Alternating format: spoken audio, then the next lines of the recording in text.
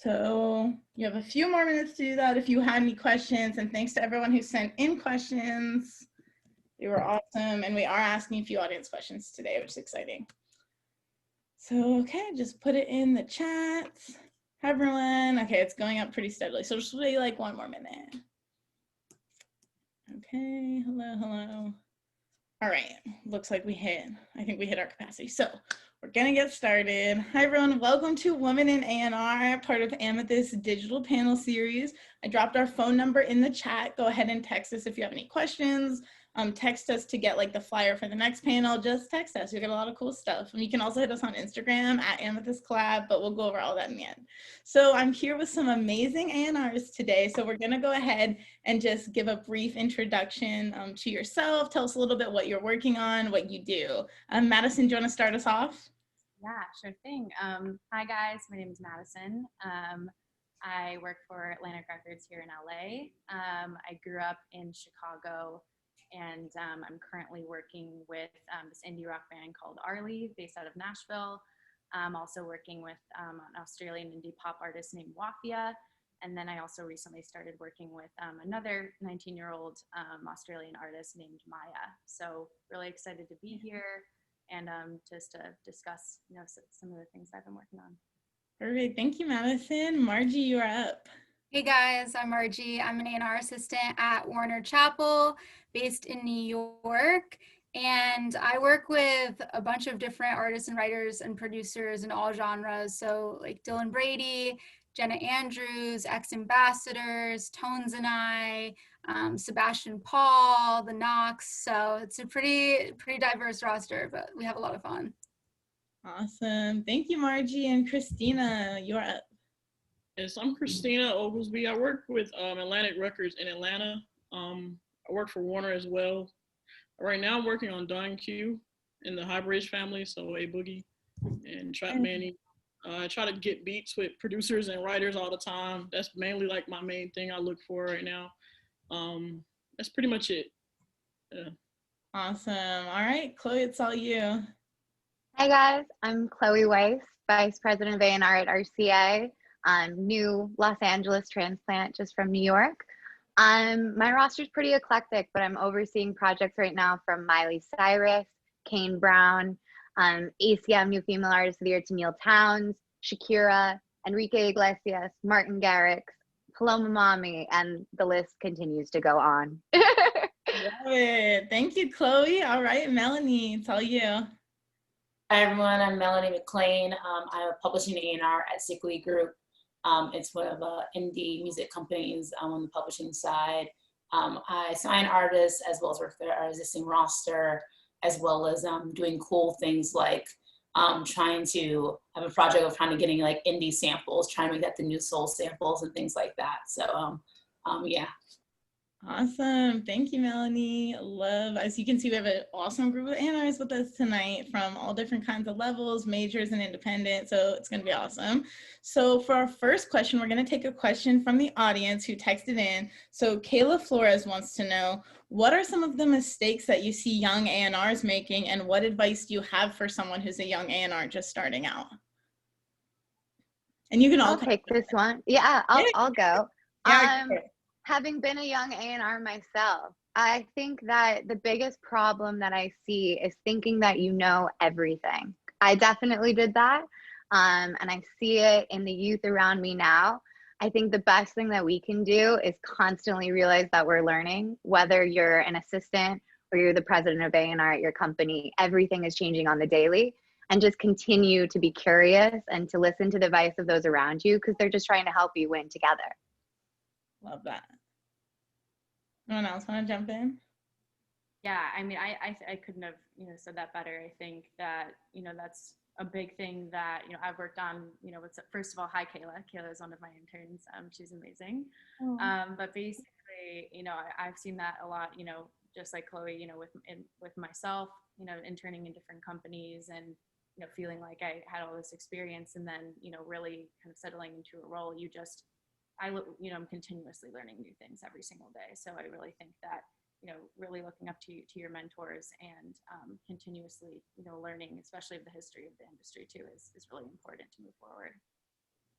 Love that. Yeah, And I would say one mistake that I see, I'm still new to the business, but I think some young A&Rs are kind of caught up in like chasing the clout or like the glitz and glamour of A&R, when a lot of it is really about like your service to like the type of creative that you're working with, whether like an artist, writer, producer. It's kind of like your role to help them like accomplish, you know, their dreams. And so I think like my advice to anyone that was starting an A&R position is just like working really hard and asking a lot of questions to the people that you're working with, because it's great to get your teammates advice as well on things that, you know, you might be uncertain about.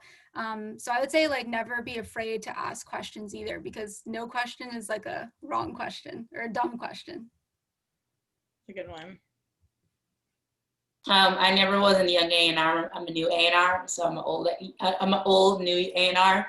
But I would say one thing, just as me being in this role for a year, something that I wouldn't know a year ago that I can say now, is just really kind of be open-minded. Like you, like just when you meet new people, like really try to figure out like what they focus on and what they're, you know, what they care about, because you'll never know a week later or 9 months later, like that might be a great person to reach out to. And at that time, it might seem like, well, okay, I don't really need like a, you know, a jazz saxophonist. Why would I need that? Like, nice guy, but what's the point of that? And then down the line, you'll meet someone in your artist like, oh my God, I would love to have a saxophone in a song. And that person who, you know, went to Juilliard or whatever will be a perfect fit. So just kind of like, just keep that open-mindedness. And then the second thing, just realize like, this is about trust. A lot of times when it's like a young musician or a musician for the first time really partnering with someone, they're really opening up to someone for the first time. So just always keep that in mind and don't say like, okay, this is my vision. Like it's about that artist's vision, and like maybe doing a little rewiring for them to understand like the long game, but like really try to make sure you're getting that trust, like as early in the process as possible. Like when you first reach out to them, that first email, that first DM, like try to build that real true relationship with that person. That's a really good one. Anyone else? Okay, so we're gonna move to the next question. So for each of you, what has been one of your proudest moments in your career so far? I'll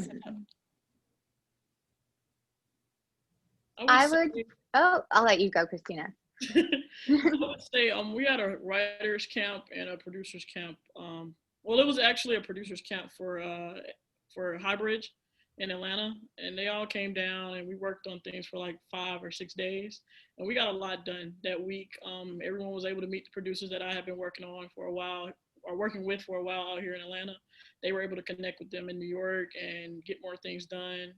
I think camps is, you know, mainly the strong point with me. I like writing camps. I like producer camps and things like that, just to get more creativity done with the music. So love that. I would say for me, I A&R Pentatonics, which is an a cappella group that was originally signed to Epic Records via winning the Sing-Off, immediately dropped, and then took a meeting with us. And it was very much like, okay, these kids are incredibly talented. They can do insane things with their voices a cappella, but where do we take it? And I think one of the most rewarding parts of that project was when all of the members of the group have become incredible songwriters. And when we put out our first original album and debuted at #1 ahead of Demi Lovato's immediate release, which we all expected to triumph, they were the first a cappella group in history to reach #1 like that. And seeing that and seeing really America fully like embrace them as the nerdy kids who really actually are so talented was awesome. Wow, I love that one, Chloe. That's awesome. For me, the past 2 years, I've been in the trenches working with Arlie, the indie rock band from Nashville that I talked about earlier, and been working on their debut album. And it's the first album from, you know, start to finish that I've, you know, really been, you know, had my hands in.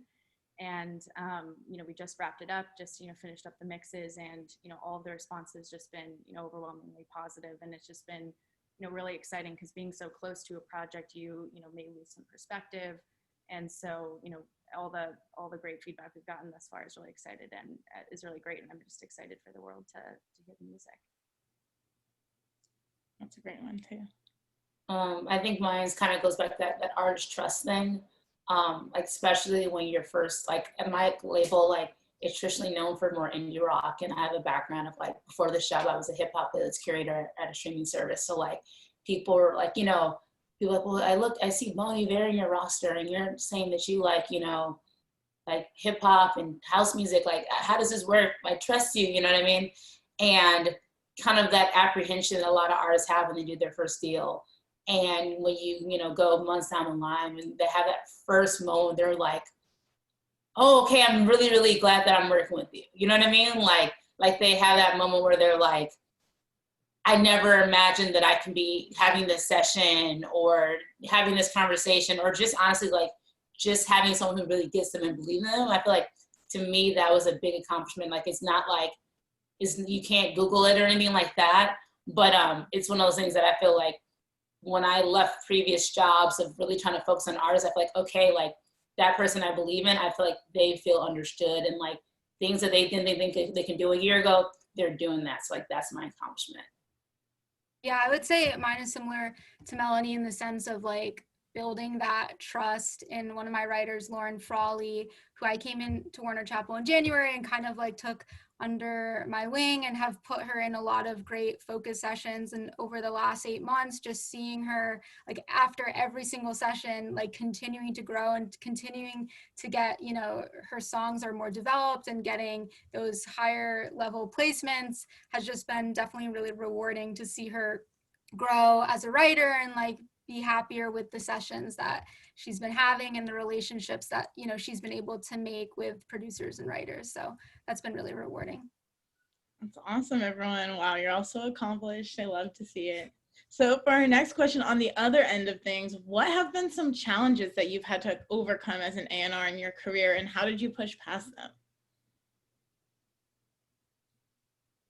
I would say, well, with the creative process in the studio, with the artist, it would be for me finding the lane between you and the artist agreeing on beats and, you know, reference tracks or whatever. That tends to be a challenge sometimes. A lot of the beats and reference tracks you depend on your email for, from getting submissions or reaching out and getting you know, writers and producers you work with all the time to actually, you know, come forth and, you know, give you their best work. But sometimes you don't get that, and you have to actually, you know, do what you can with what you have, and those type of things become a challenge. And what you do is you try to get creative with the music. If it could be something said in a song, or something, or a topic that's actually pushed onto a song that the artist may not really like the beat of, you know, you could switch their mind into thinking, okay, this could work, you know. So just giving them the confidence and keeping them pushing with that is definitely a challenge, but it works out. That's a good one. I would say the biggest challenge is that in A&R, you deal with a lot of difficult personalities, whether it's mercurial artists or thorny managers or anyone else at the company who's asking A&R where their music is and why it's delayed. And I think it's remembering constantly, like, never to take it personally. Like, at the end of the day, music creates so much emotion. And so it's hard to kind of separate yourself from that, but just trying to always remember that, like, you're just fighting for the greater good of getting your artists heard. Good one too. I think, you know, there was a time for me where I really felt like my career was at a standstill. Like, I was putting in all this work and was bringing in competitive artists to the table and watched others get a lot more attention, you know, get hired in above me or promoted before me. And being the competitive person that I am, it was hard to feel confident in my work at times. And then I realized that the more energy that I used to compare myself to what other people were doing around me, the less energy I was putting in towards, you know, reaching my goals and fullest potential. So, you know, no one will look out for you more than yourself in this industry. A&R is an individual sport. The moment that you take people off the pedestal that you put them on, you reclaim your power and kind of regain your confidence. So you feel more passionate about the work that you're doing. And for me, it's really been about maintaining a healthy perspective, even when I couldn't see the light at the end of the tunnel. Wow. It's a powerful one, Madison. You wanna? Yeah, going off of what Chloe said, though, I would definitely say that in this industry, there's a lot of people that like are very passionate. Obviously, if you work in this industry, you are very passionate about music, and you have to learn to deal with like those different personalities. And I think, especially with creatives too, like every writer, producer, artist that you work with kind of wants something different than the other writers, artists, producers on your roster. Like some people may want you to be like really, really involved all the time and check in with them every day and keep them posted on literally everything. And some people don't want that at all. So I think sometimes it's about like learning those preferences and just strengthening those relationships and seeing, you know, where your place is in their life and like what's the best place for you to be in to contribute to their career. Since I'm kind of in the process of like still like doing a lot of new signings, I think it's just like that journey, because it's one of those cases that, you know, you'll be talking to an artist for months and then you'll be negotiating the deal, and then all of a sudden they'll be like, it's not personal, some, you know, life things, and I'm not ready to do a deal right now. You know what I mean? And like that's the thing, is like going back, like this is their first, you know, deal of anything of all sorts, and like they're kind of like not knowing what they're jumping into, and you got to be really, really understanding. And it's like, I want to be there for you. But like, that's why I always like stay in touch and still reach out to them for opportunities and still try to put them in sessions. But like that feeling when you're like, you went up and down the roller coaster, they had like asking for all these things in the deal, and you're talking internally saying like advocating for this person, and you're like, oh my God, we got what we wanted. And then at the last minute, they pull that plug. It's definitely like a setback. But at the same time, it's like, this isn't just, you know, like I can find other talented artists that are one of one, but like they only have one career, so I have to understand it every single time. Ooh, that's a good one. It's an interesting point about your relationship with artists. I like that one, Melanie. Okay, so we have another question from the audience that was texted in. So as female A&Rs, what advice do you have for women in male-dominated spaces in the music industry, like studios? Do not be afraid to use your voice. The benefit of being a woman is we hear things very differently than our male counterparts. And I feel very lucky at RCA that I work for, you know, Peter Edge and Keith Naphtali, who have always been so supportive in making sure my opinion is heard. And whether it's something that is something that you so know so well and are an expert on, or whether it's just a gut instinct on something you're hearing in the room, never be afraid to say that, because that's what you're here for. That's big. What else? Absolutely. I think it's easy. It's harder sometimes, you know, to feel like you can use your voice or to speak up. You know, it's a lot of times in meetings, you know, like I'll kind of get oversight, or, you know, like someone will speak over, or like a question will now like not be directed towards me. And I think it's really just inserting yourself, you know, and in that studio space as well, like, you know, don't be afraid to, you know, just as Chloe was saying, you know, state your opinion, and you know, say your ideas. You know, you really never know what will be on the other side of that. You always want to come in and actually, when you're introduced, you want to actually, you know, start your tempo at a high point. Kind of, you know, let them know from the start, like who you are, how you're going to run things. That kind of helps too. Ooh, I like that. Because throughout the time you're there, they're gonna know, okay, I remember from when I met her, this is not gonna work, or she's gonna make sure no one else is coming in this room, or, you know, they remember that. So that's one key point to actually maneuvering in the studio with men, because it's definitely outnumbered most times. In Atlanta, we actually have a female studio manager, so that helps out a lot with me. But in other cities, I go to a studio in New York or wherever, and it's, you know, male dominated, male ran. But once you come in the room, or you come in and you kind of let them know what you're here to do and work and control your situation, things tend to work out better. We had a situation in New York actually trying to move people out of the studio. It was a limit on how many people could be in there, and I took care of it well. You know, I was told one time and kind of handled it. But, you know, with it being a male dominant thing, you just want to always stand your ground from the start. You don't want to wait and try to, you know, do that later. You want to go ahead and make your print when you first get there. That's important. Yeah, I definitely want to piggyback on that. Like, never feel like because of you're a woman that you have to be the nice guy or you have to, you know, like, because I think one big thing is in A&R, you have a lot of people who just don't see you as a person.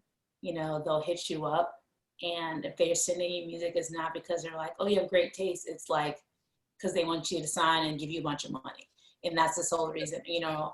And just, you know, being really, really direct about things. Like if you have a vision of what you're signing, or if you're looking for collaborators, like, great, you're sending me beats. Well, we need these type of beats. You know what I mean? And like, don't feel like that you have to be the nice guy because you're a woman and this is a guy and he might like, because realize that these other guys are not, you know, beating around the bush. So like, be direct, be honest. So then they'll know, oh, when I talk to Melanie, I have to come correct every single time.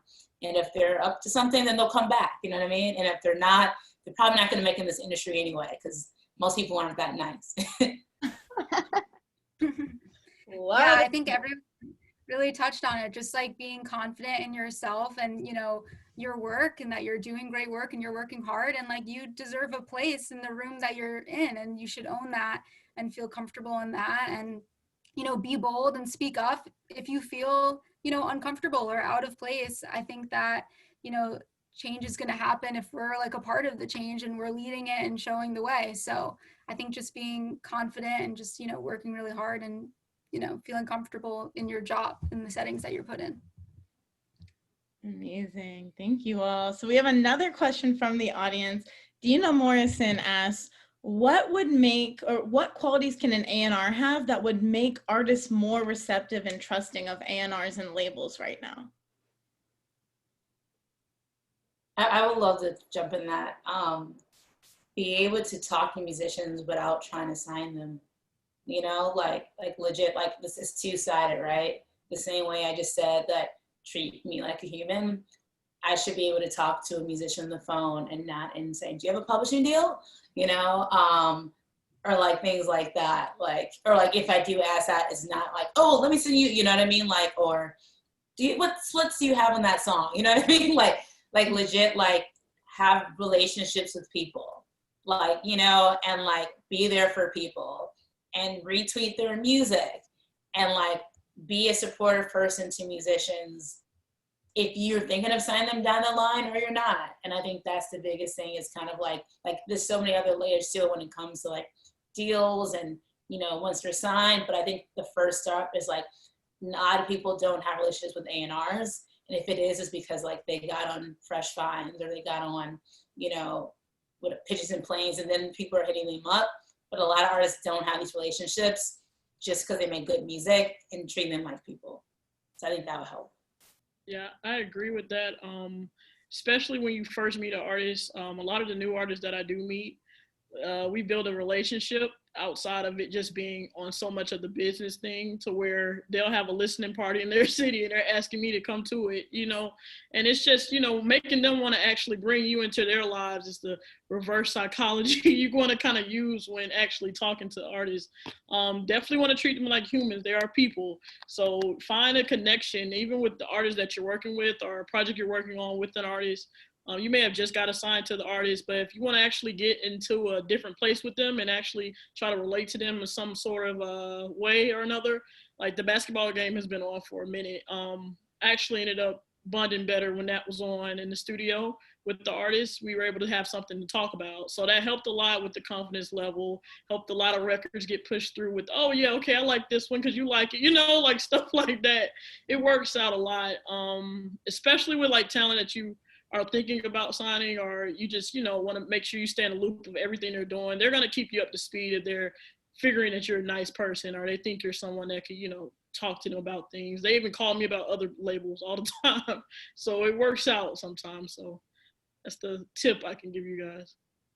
Piggybacking off of that, I think like this industry is all about relationships, and everybody talks and everybody knows each other from like 1 degree of separation. So I think being super respectful to everyone, whether it's an intern, a new songwriter, anyone, you have no idea who they will become in your life and how they will change. And I say that having, you know, I've been doing A&R now at RCA for a little over 8 years. And it is amazing to watch who has risen and fallen. And I genuinely believe that the truly kind people who have the reputation of being kind are the ones who win. It's big. Yep, that's true.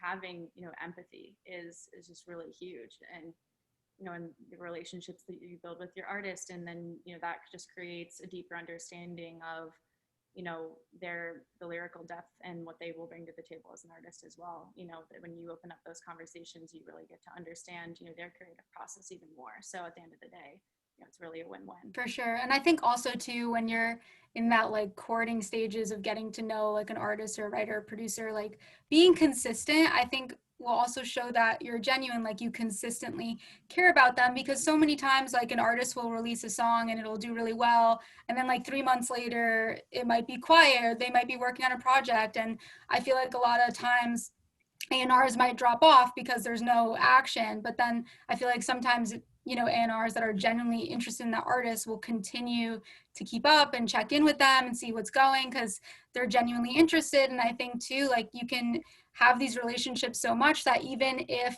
that artist or writer or producer decides to go to a different company because they feel like that's a better fit for them, having that relationship or keeping that relationship also, you know, proves that it was genuine. Like you still want to work with them. Maybe you can get a feature, maybe you can set up like a session. You still want to like be in their circle because you like them as a person and you love their music, not just because like, I mean, even if it didn't work out, you should still be like a fan in their corner, because maybe one day they'll want to be at your company when their deal runs out. You never know.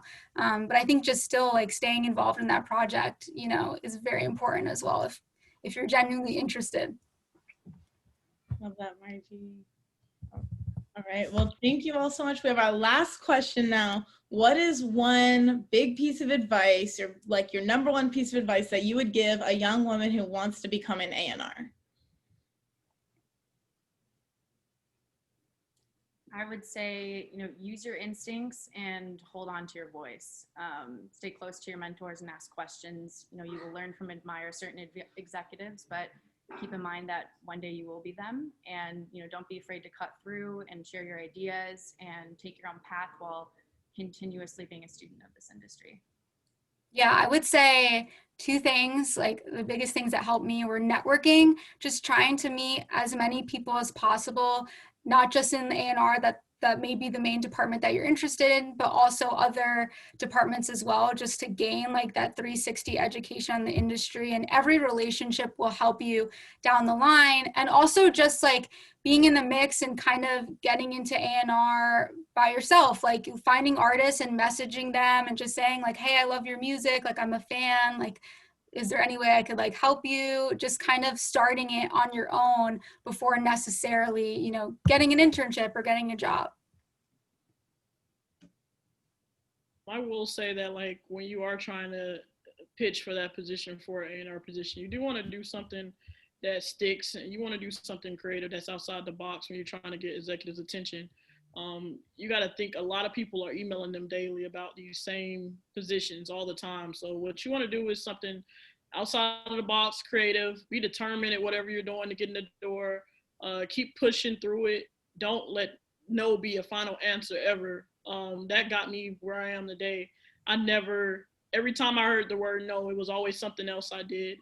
And even when I thought things were over, it was something else that opened up. So you just want to keep being determined and keeping your ear to, you know, the new music and building your catalog with the producers and songwriters. A&Rs, that's like our foundation for a lot of stuff, and that can help you get through the door a lot as well. So that's pretty much the big tip I have. You go, Melanie. You have the most experience, you can close it out now. Oh no.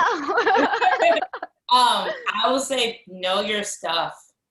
Know it front and back, top, bottom, underneath, like, you know everything from PP cocaine to 2C to Arlo Parks to, you know your stuff. Because my journey was long to get here. I was a person forever, people were saying that like you should be an A&R, and it took me a long time to become an A&R, but I was everything from a blogger to working in advertising to my curation job. But every single job, I was known for, like, Melanie knows her stuff. And like, you know, and because of that, yes, I might not have had an A&R job, but I got to build relationships with music writers or A&R. So now here in 2020, that person that I might have met 5 years ago because I wrote about Drum before he was signed and an A&R was trying to sign him and I met him at the show. Now I'm like, oh yeah, I know him. You know what I mean? So like, know your stuff, because like, just as Chloe was saying, you'll see people on the way up and down. Like you might be at the bottom, but if you know your stuff, like I remember being in meetings and like presidents of companies, I'll be like, of course, Rod Wave. I love Rod Wave. And this would be like 2 or 3 years ago, right? And they're like, you know Rod Wave? And now he's like one of the biggest new names in hip hop, but like, know your stuff. People remember that. They might not show it, but they remember that and they take mental notes. It's a really good one. So I guess my biggest piece of advice would be to always remember the joy and why you do your job. We all are in this field because we are passionate about music. And I think so much of what we do is keeping up with the rat race, like Madison was talking about, how competitive this field is. But if you aren't at your max potential with your passion and your joy living there, none of it is worth it. And you shouldn't be scared of what other people will think if you turn away from something when it's affecting the rest of you. That's important. That's a beautiful one. Thank you, Chloe. What a nice note to end this on. So thank you all so much. Thanks for being here. Hit us on Instagram. It's just at Amethyst Collab. If you posted a picture of this panel, we'll repost it on our page. And thank you all so much. Stay tuned for our next panel. If you texted us, you'll be getting the flyer early. If not, keep a look on our Instagram. And have a good night, everyone.